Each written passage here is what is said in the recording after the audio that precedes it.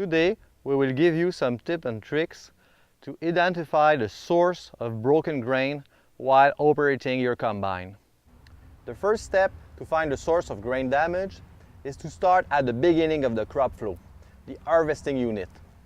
Make a power shutdown and safely stop your machine and remove the key.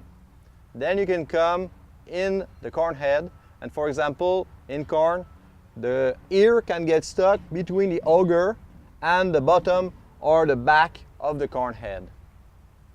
You have to find a solution for this problem before you go further in the crop flow. Next, to find if some damage is happening in the feeder house, we open the stone trap.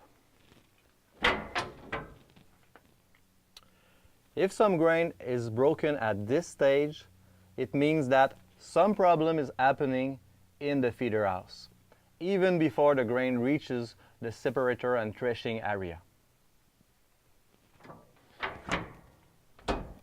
The next step is to make a power shutdown. Then we remove the panels and we go check the grain that is present in the shoe supply augers.